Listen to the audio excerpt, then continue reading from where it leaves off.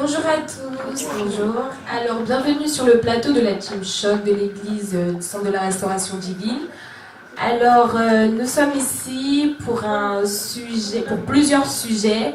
Donc, voilà, l'émission sera sans tabou, donc vous pourrez dire tout ce que vous voulez. Donc voilà, alors moi, je vais vous aborder comme thème le divorce des parents. Donc il y a deux groupes qui sont sur le plateau, ils vont se présenter chacun. Donc voilà, présentez-vous. Bonjour à tous. Bonjour. Je m'appelle Serlou. Maman Francine. Maman Francine. Bonjour. Moi je me présente, je m'appelle Élisée. Bonjour à tous. Bonjour à tous. Moi je m'appelle Eric Louis. Enchantée. Bonjour, moi je m'appelle Christelle. Enchantée Christelle. Bonjour, moi je m'appelle Richard. Je vais tout d'abord commencer par vous poser une première question.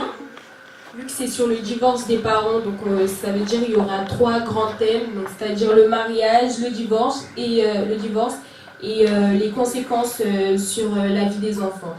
Donc premièrement, je vais vous poser la question, qu'est-ce que c'est le mariage pour vous? Donc à vous de me dire qu'est-ce que c'est le mariage pour vous. Oui, le mariage pour moi c'est un engagement de deux personnes. D'accord, ok. Et aussi pour moi, à mon point de vue, pour moi aussi le mariage, c'est sacré. D'accord. On ne peut pas prendre ça à la légère aussi. D'accord, donc pour vous c'est sacré. Ok. Ensuite, une personne.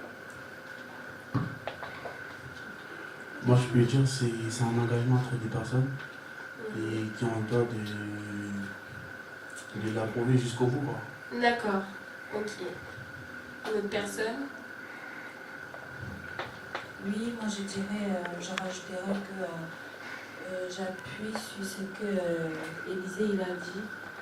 Le mariage, pour moi, c'est quelque chose c'est un engagement très, très, très, très important et qu'il faut vraiment, en s'engageant, il faut bien réfléchir. Parce que moi, quand j'étais jeune, je disais, je ne vais pas me marier ou si je me marie, si mon mari me trompe, je le trompe moi aussi. Mais ça m'a pris le temps que ça m'a pris. Parce qu'aujourd'hui, par la grâce de Dieu, je suis mariée, je dis merci à Dieu. Mais je n'ai plus du tout, grâce aux enseignements, je n'ai plus du tout le même langage. Moi, mon mariage, j'ai dit à la mairie, parce que on n'a pas encore fait à l'église, j'ai dit, je reste fidèle à mon mari jusqu'à ce que Jésus revienne. Et ça, je tiens à ça. Oui, ça, je ne vais pas tomber. Parce que je me suis engagée. Pour s'engager, ce n'est pas facile du tout. Parce qu'il y en a qui s'engagent parce qu'il faut mettre la robe blanche, il faut que les copains, les copines entendent qu'on s'est marié. Non, le mariage, quand on s'engage là, et engage-toi avec quelqu'un que tu aimes. Parce que si tu ne l'aimes pas, tu vas tromper. Donc, et moi j'aime tellement mon mari que moi je ne peux pas le tromper. Voilà. Amen. Quelqu'un d'autre? Je vais rajouter, le mariage c'est une institution biblique, c'est un sacrement. Et pour vous montrer ça, de même que spirituellement nous sommes l'épouse de Christ, nous sommes mariés à Christ. Et que Jésus dit qu'à la résurrection, il n'y aura plus ni mari ni femme, parce que justement en fait on sera avec notre époux qui est Christ. Pendant qu'on est sur terre, on doit manifester en fait, c'est-à-dire en se mariant avec quelqu'un, en fait, on accomplit la destinée de Dieu, la destinée auquel Dieu nous appelle. Amen. Amen. Le mariage est sacré pour moi aussi.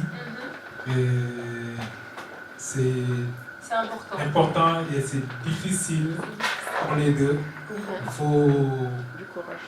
Ouais, du courage pour les deux. Il faut beaucoup de courage pour les deux parce qu'il y a du haut et du bas. D'accord. D'accord. Merci pour vos questions. Alors, je vous ai posé cette question parce que j'ai pu constater que ça soit dans ma famille, qu'il y avait beaucoup de divorces.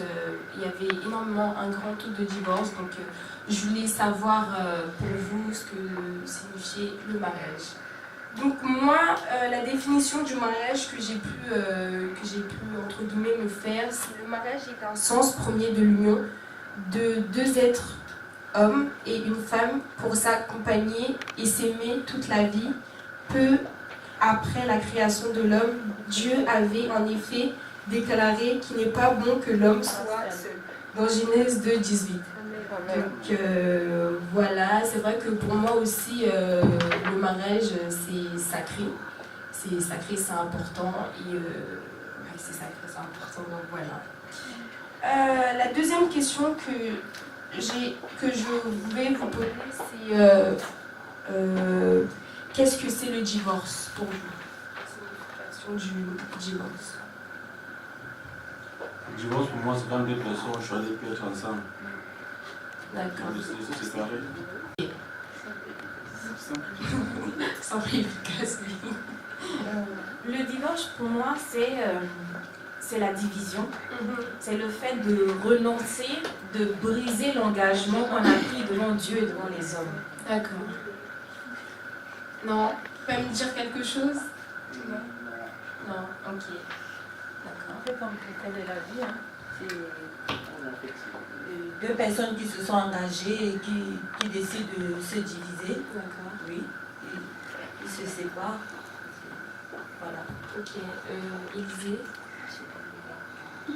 D'accord. Ok. Cher. Tu peux parler. Non. Ok. Du coup, pour vous, le divorce, c'est un couple doit divorcer ou ne doit pas divorcer? S'il y a des problèmes. Ou s'il y a de l'infidélité. Oui, merci. S'il y a des problèmes, Pour moi, non. Il faut... En fait, lorsqu'on se marie, on n'est pas seul dans le mariage. On se marie et la troisième personne, en fait, ce n'est jamais deux personnes qui sont dans le mariage, il y a trois personnes. Donc il y a le mari, la femme et il y a Dieu, le Saint-Esprit. Donc à chaque fois qu'il y a des difficultés, il faut retourner à la source. Et notre source, en fait, c'est Dieu. Donc il faut que les deux, en fait, s'unissent, en fait, pour pouvoir prier, pour demander au Saint-Esprit de pouvoir les aider, en fait, à résoudre leurs problèmes. Le mariage, c'est pas juste, comme ce que la sœur Francine disait, c'est pas juste le fait de passer à la mairie, de s'habiller. En fait, tout commence dès le moment où tout le monde part. Et le mariage, c'est quelque chose qu'on doit construire jusqu'à la fin de sa vie. C'est tout un parcours et il faut travailler ensemble. Quand on a des difficultés, il faut aller voir les anciens. Il faut aller voir ceux, par exemple, qui sont des modèles pour nous. Il faut aller voir les pasteurs, il faut prier, il faut rentrer dans la présence de Dieu.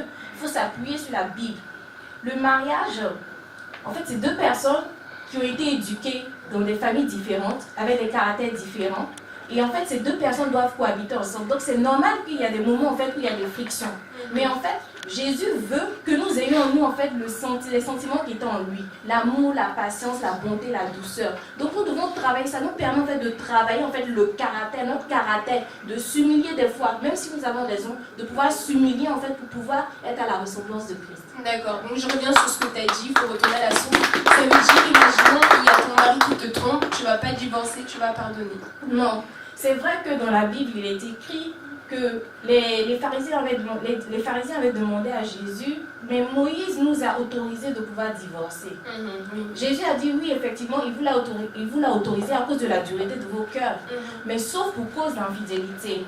Mais moi, je vais aller plus loin, parce que dans la parole de Dieu, Jésus dit, tu pardonneras 7 fois, 77 fois. Donc, si nous avons l'amour, parce que nous-mêmes, en tant qu'enfants de Dieu, nous péchons continuellement, et Dieu, dans sa miséricorde, dans sa grâce, en fait, nous pardonne. De même, si la personne qui a fauté vient s'excuser et demande, en fait, le pardon, on lui accorde le pardon sur la base, en fait, de l'amour de Dieu. Il faut savoir que quand une personne faute, il ne faut pas juste dire que c'est l'autre qui a péché. Il faut toi-même te remettre en cause pour savoir pourquoi l'autre a péché. Certainement que j'ai laissé une porte ouverte ou j'ai négligé ma femme ou mon mari. C'est la même chose que nous voyons dans le jardin d'Éden.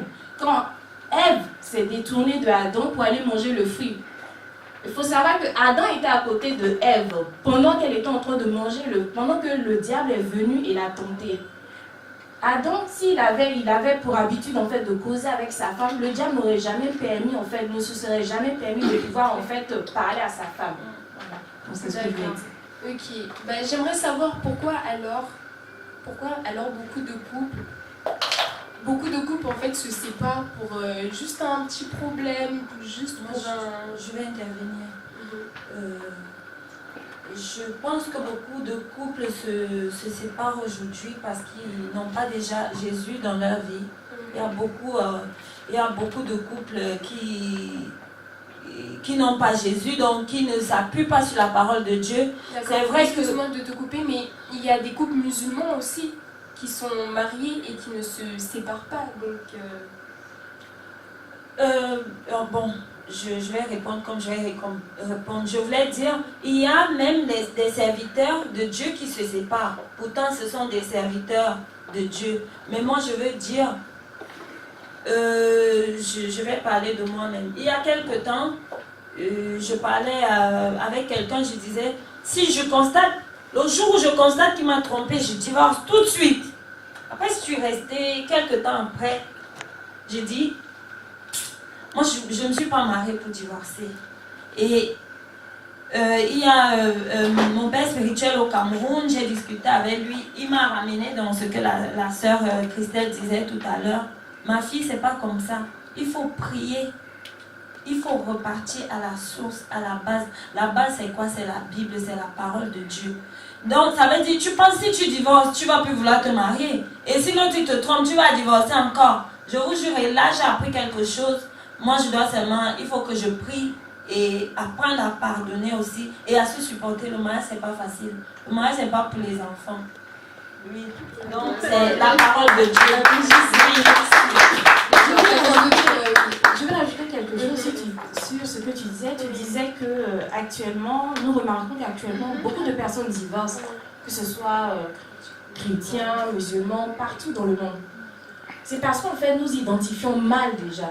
En fait, nous choisissons non pas selon, nous choisissons selon l'apparence, selon des critères. Par exemple, la personne est riche, a une bonne situation, je l'épouse, je veux avoir les papiers, je l'épouse. En fait, c'est-à-dire que chacun, en fait, en règle générale, si on recherche bien, la personne, en fait, qui se marie et qui va jusqu'à divorcer, c'est soit parce qu'elle avait un but, en fait, une idée derrière la tête.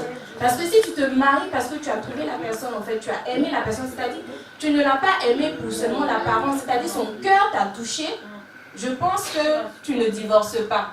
À la petite erreur ou quoi que ce soit, en fait, tu tiens le coup, tu te bats pour sauver ton mariage. Ça me supporte tout. Merci. D'accord, donc pour finir, on va finir avec le sujet conséquences sur la vie des enfants.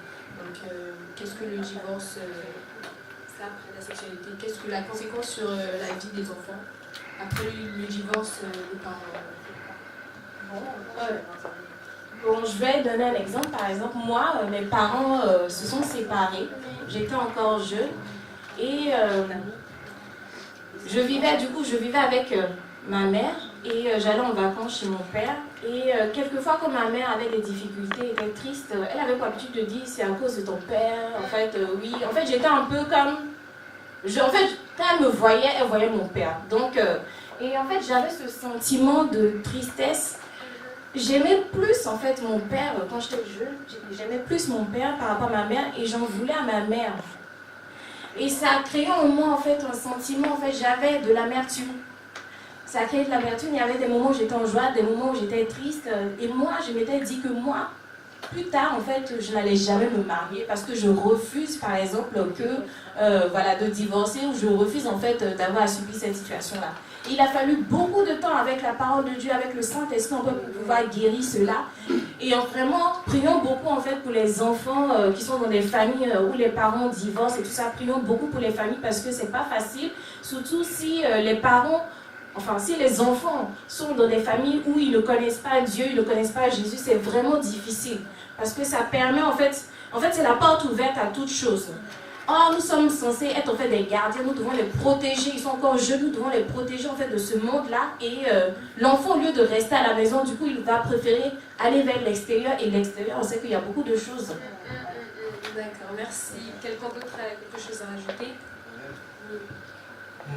Moi aussi, j'ai vécu ça.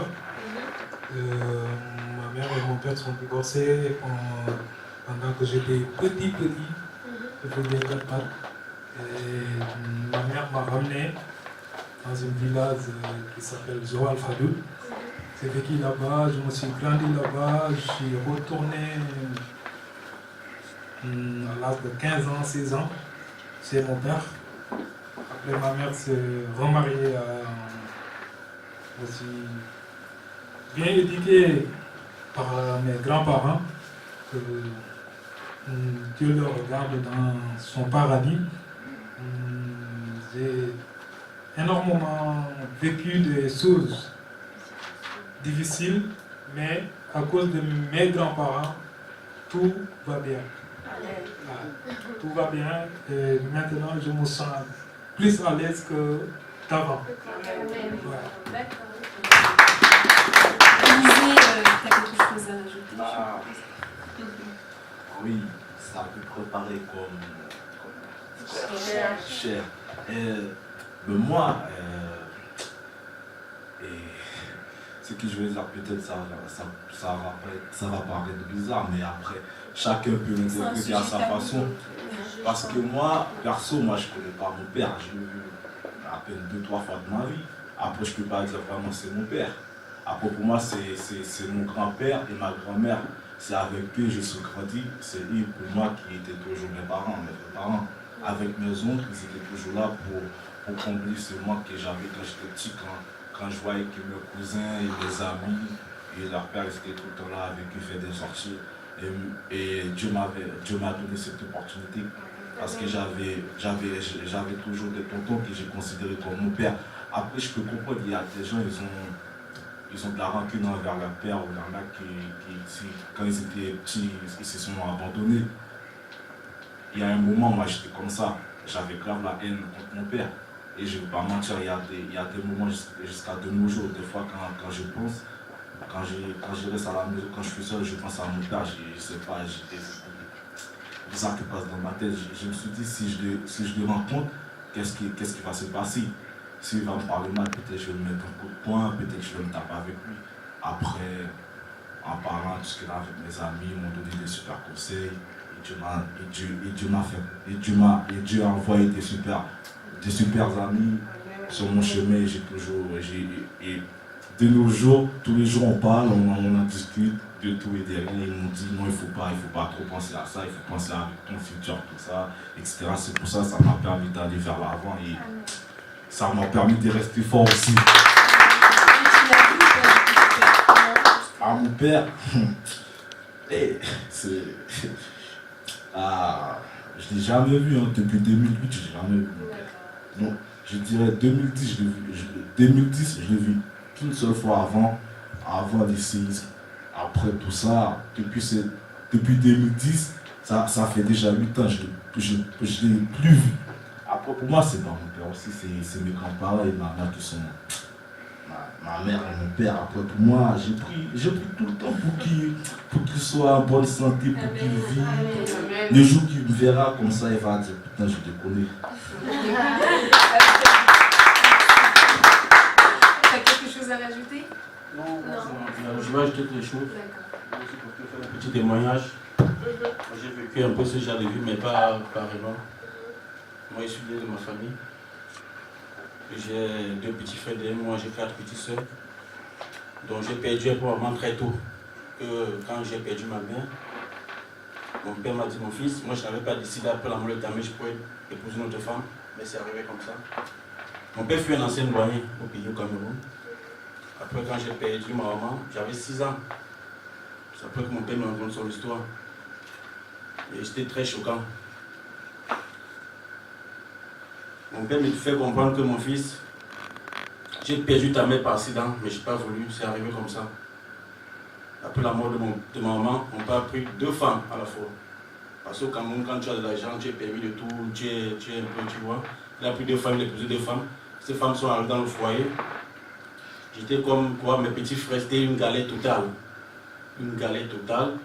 J'étais obligé de laisser mes parents pour aller vivre dans la famille maternelle, qui est la famille de maman. C'est là où j'ai grandi. J'étais un peu choqué, j'étais menacé, j'étais troublé. C'était pas facile.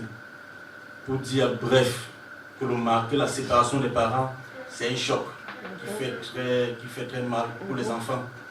Parce que ta maman qui t'a mis au monde, l'autre qui vient, c'est pas la même éducation. Juste c'est une haine, c'est beaucoup de choses derrière ça. C'est un peu ça mon témoignage. Je vous remercie. Je vais finir, j'espère que je serai courte. Moi, j'aime prendre l'exemple sur moi-même, faire des témoignages de moi-même. Donc, j'ai eu beaucoup d'enfants différents. À la fin, je me suis mariée.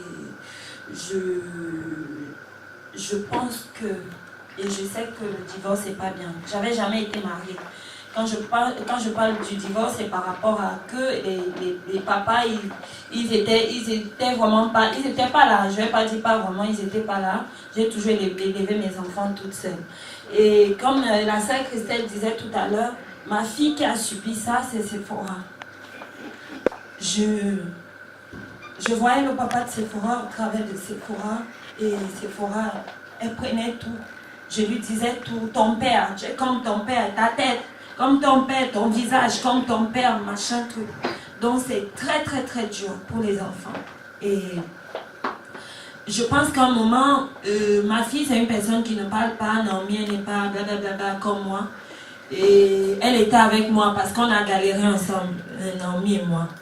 Et elle a vu comment j'ai vécu dans mon passé et tout. Et je pense qu'à un moment, elle a peut-être au fond d'elle, sans me le dire, elle s'est dit peut-être qu'elle se mariera pas. Mais moi, je lui dis souvent, Dieu a instauré, établi le mariage. C'est Satan qui dérange. Et parce que nous, les hommes, on n'a pas discerné, on n'a pas compris que ce que Dieu instaure, Satan vient détruire. Le mariage, c'est très bien. Je lui ai toujours dit, le mariage, c'est bien parce que le corps de la femme, c'est le temple de Dieu. Et quand Dieu a créé la femme, c'était pour être avec un homme et un seul, pas changer. Donc, le mariage, c'est bien que Satan fasse ces choses. Moi, je veux fortifier à ceux qui ne sont pas encore mariés. Mariez-vous, mais appuyez-vous sur la parole et pardonnez comme la sœur Christelle a dit. Moi, j'allais plutôt parler du divorce. Avant de poser ma question, je disais, les gens, ils se marient pour le pire et le meilleur. Mais très souvent, on se sépare parce qu'il y a trop de pire. Si Dieu a uni 2 personnes pour qu'ils puissent se marier, c'est que Dieu l'a voulu. Donc, Dieu l'a permis.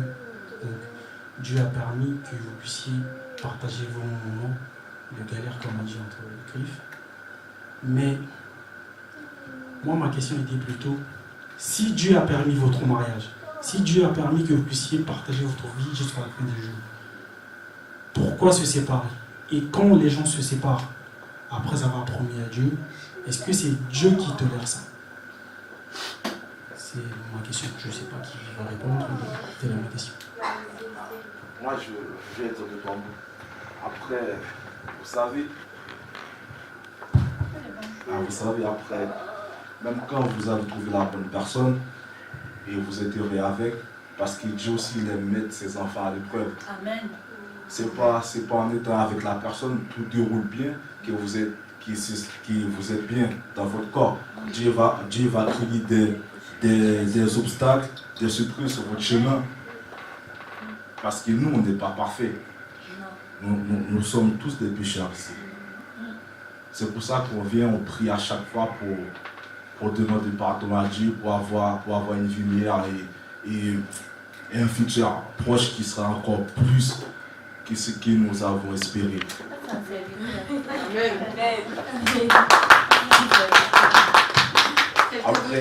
Après c'est à ma façon, je vois les choses. Hein. Parce que moi, et comme je viens de vous le dire, mon père devait se marier avec ma mère. Il l'a quitté pour une autre fille. Après, ma mère, elle m'a parlé, mais elle n'a jamais la haine contre mon père. Après, c'est quand ma mère, une fois, m'a raconté ça. Après, moi, j'étais là, j'étais terrorisé. Je pleurais même après. Après, je me suis dit, est-ce que je vais trouver une femme pour marier, pour avoir des enfants? Après, même avoir des enfants, c'est déjà des obstacles. Il faut travailler, il faut amener l'argent à la maison, la nourriture, tout ça, il faut faire des sorties avec les enfants. Il faut pas faire.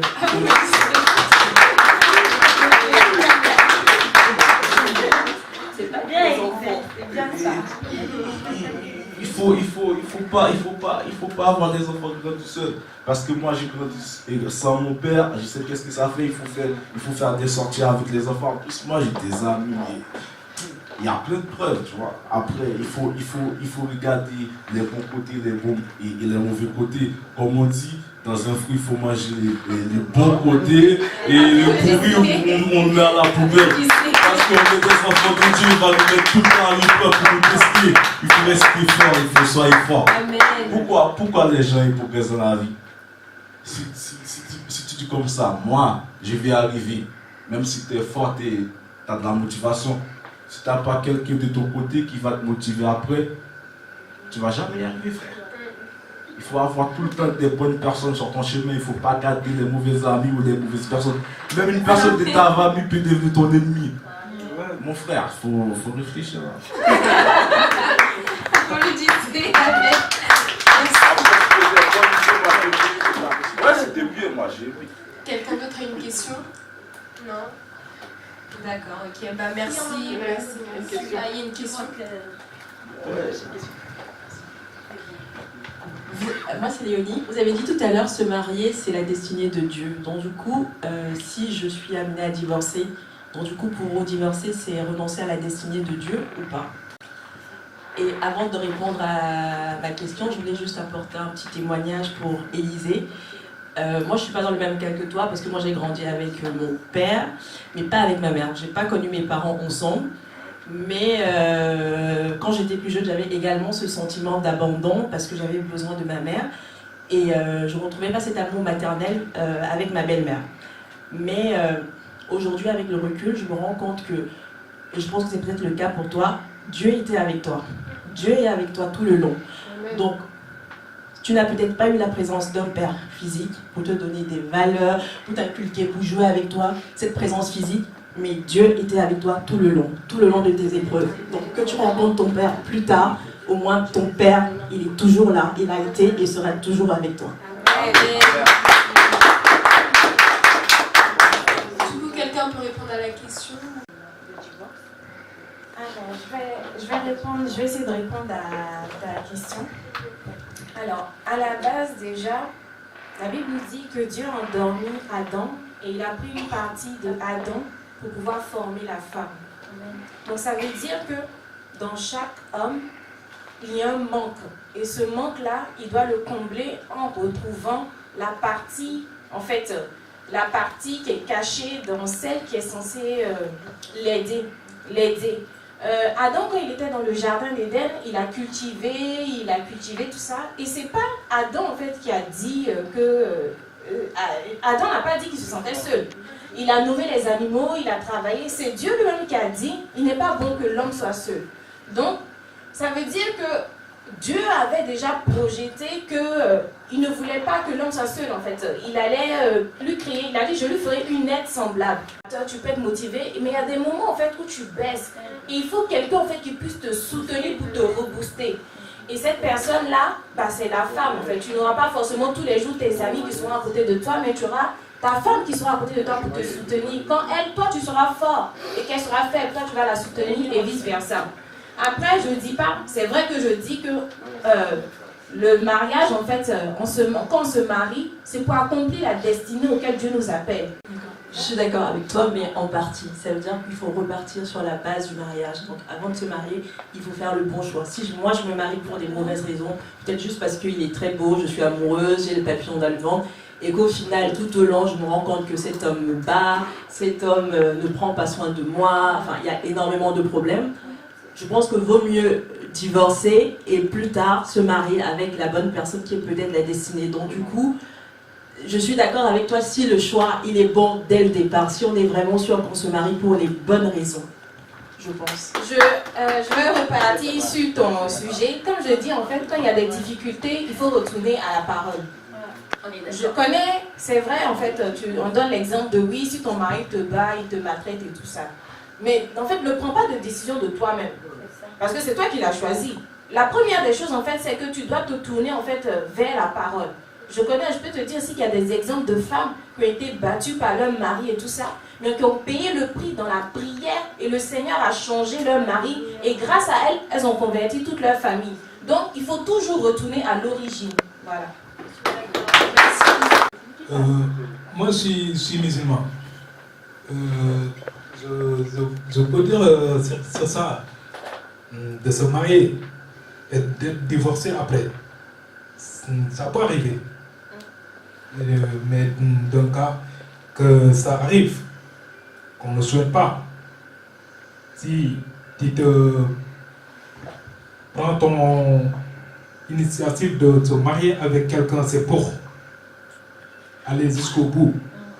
Mais si ça arrive que vous n'entendez plus, le mieux c'est de s'arrêter.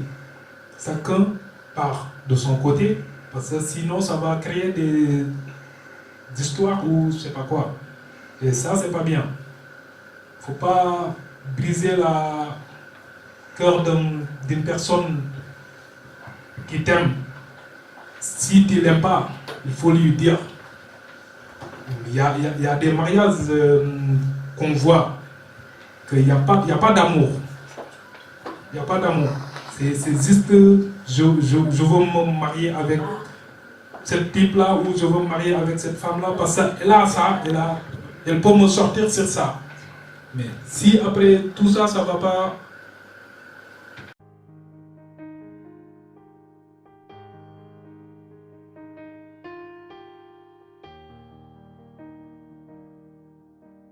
C'est un problème. Tous les jours pour votre participation, c'est important. Alors, il faut savoir que le mariage est institué par Dieu lui-même. Amen.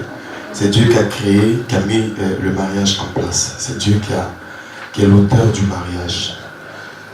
En réalité, il avait créé l'homme, mais il avait donné du travail à l'homme. Vous avez remarqué que Dieu n'a pas créé l'homme enfant. Dieu a créé l'homme mature. Quand on parle de la création de l'être humain, il est déjà venu pour fabriquer mature. Et donc, Dieu donne du travail à un homme responsable. La première des choses que Dieu fait, il responsabilise l'homme d'abord dans le jardin. Et puis il lui donne du travail. Mais il constate que la charge que l'homme a est très difficile et qu'il ne peut pas faire seul. Dans la vie, on ne peut pas réussir seul. Si vous observez, vous allez voir que beaucoup de personnes se mettent ensemble pour réussir. Deux valent mieux que un, le dit. Parce que seul, à un moment, tu auras besoin de t'épauler, de te confier, aussi de te décharger sur une personne, une autre. Alors, Dieu crée la femme comme une aide, mais semblable, qui est l'égale de l'homme. Quand on dit semblable, elle est égale. Une aide, mais pareille à l'homme. Pour que les deux puissent devenir un, que les deux travaillent ensemble pour la tâche et la vision pour laquelle Dieu les a appelés à réussir. Et Dieu n'écoute que lorsque deux personnes sont en accord. Dieu ne valide que lorsque deux personnes sont en accord. Parce que, imaginez-vous, si Dieu avait créé l'homme seul, que l'homme faisait les choses, il allait penser que tout ce qu'il fait est bien. Et des fois, il fallait aussi le jugement de quelqu'un d'autre pour pouvoir dire, ah ça, c'est pas trop juste si on faisait comme ça. Et si tu fais comme ça. Donc, le fait d'avoir la présence d'une femme dans notre vie, l'homme, nous permet aussi de nous recadrer sur certains plans où nous jugeons que peut-être que c'est parfait, mais avec deux, le jugement de deux, c'est encore plus intéressant. Donc Dieu, quand il pense à créer la femme auprès de l'homme, c'est dans plusieurs facteurs pour aider l'homme. Dieu n'est pas pour la séparation.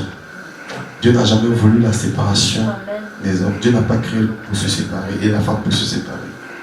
C'est pour cela que nous devons partir sur une bonne base dès le départ. Pourquoi il y a des divorces? Déjà parce que les critères de sélection souvent sont faussés. On ne se marie pas parce qu'on a vu une femme en chair. Et parce que l'homme se base souvent sur le physique. Mais Dieu regarde au cœur. L'homme regarde à ce qui frappe à l'apparence. Et Dieu regarde le cœur.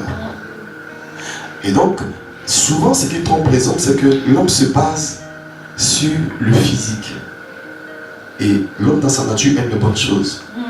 Donc il veut une belle femme, une belle maison, une belle voiture. Alors que dans le mariage, c'est une question de foi et c'est une question de spiritualité. Donc quand on se marie, personne ne peut dire qu'il réussira son mariage parce que c'est une question de foi.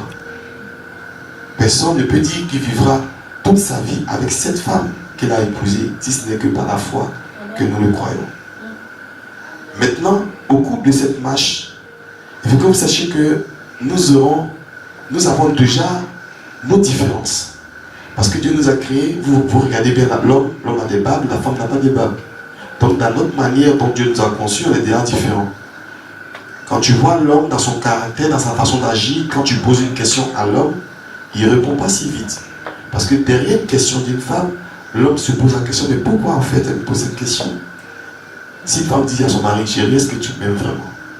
L'homme ne va pas dire oui, je t'aime. Il va se dire, mais pourquoi elle me pose cette question? Peut-être que c'est parce qu'elle veut demander quelque chose, bien quelque chose. En fait, l'homme réfléchit.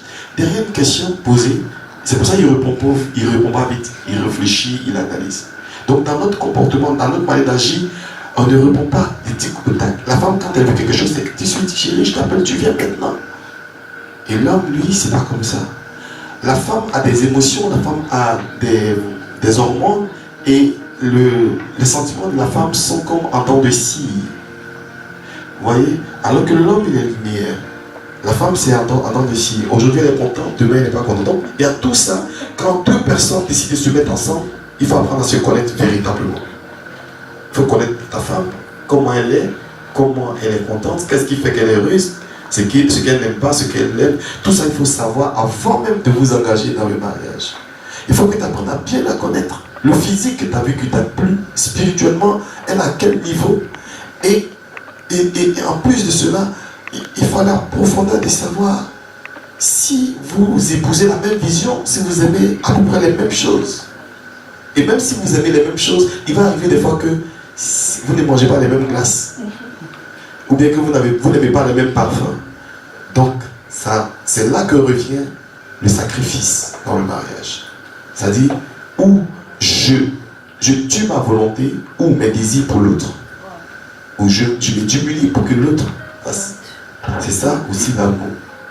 Donc, même si je veux quelque chose, à cause du fait que je veux faire du plaisir, je veux faire plaisir à ma femme, j'accepte pour qu'elle puisse être heureuse. C'est pas grave. Mais si je ne veux pas, elle aussi elle ne veut pas, on reste là, on s'embrouille, et puis il n'y a pas d'issue. Donc, il faut faire des sacrifices. C'est là que quand on parle de l'engagement, du mariage, un engagement, c'est quelque chose qui nécessite des efforts. C'est difficile. Quand on s'engage dans l'armée, c'est difficile. On ne va pas pour rigoler à l'armée, on va pour pleurer. Donc, mais il faut que vous sachiez aussi que du fait que vous êtes différent dans votre conception, la manière dont Dieu vous a créé, et vous avez aussi un ennemi qui va vous éprouver, qui est le diable. Et le diable va vous séduire. L'ennemi va vous séduire. Vous ne pouvez pas fuir le diable. Il est là, il rôde. Même si tu es une chrétienne, que tu t'enfermes dans une maison, tu dis, toi, tu ne sors pas, tu ne pêches pas. Le péché va te trouver comme une poussière dans ta chambre. La séduction, trouver comme une poussière dans ta chambre. Donc, à toi de résister. Il faut résister au diable. La Bible dit résister au diable et il fera loin de vous. Parce que lui, il n'aimerait pas que deux s'entendent, que deux s'accordent. Souvent, remarquez bien, dans le monde, les gens aiment diviser pour mieux régner. Donc, plus vous êtes divisés, plus le diable règne. Et l'ennemi va chercher des histoires dans le couple, afin que vous puissiez vous embrouiller. C'est pour ça que la Bible dit que vous n'avez pas à lutter contre la chair et le sang, mais contre les esprits méchants. Donc, derrière chaque caractère humain, il y a un esprit qui va pousser l'autre à te dire des choses. Souvent même, C'est une petite histoire. L'autre va vouloir te dire une parole qui va te choquer, qui va te rentrer dans la peau. Vous savez que les paroles sont comme des couteaux qui blessent, qui touchent les cœurs. Souvent, la femme n'a pas la force comme pour donner des coups de poing, mais sa bouche fait plus mal que le coup de poing.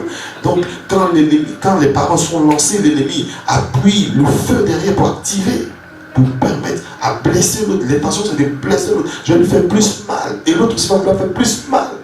Et s'il n'y a pas de pardon, s'il n'y a pas de douceur, de tempérance, s'enflamme. Oh, on dit l'amour pardonne tout, l'amour excuse tout, l'amour ne soupçonne point et l'amour supporte tout. Donc quand on aime sa femme, on doit supporter tout. Ok?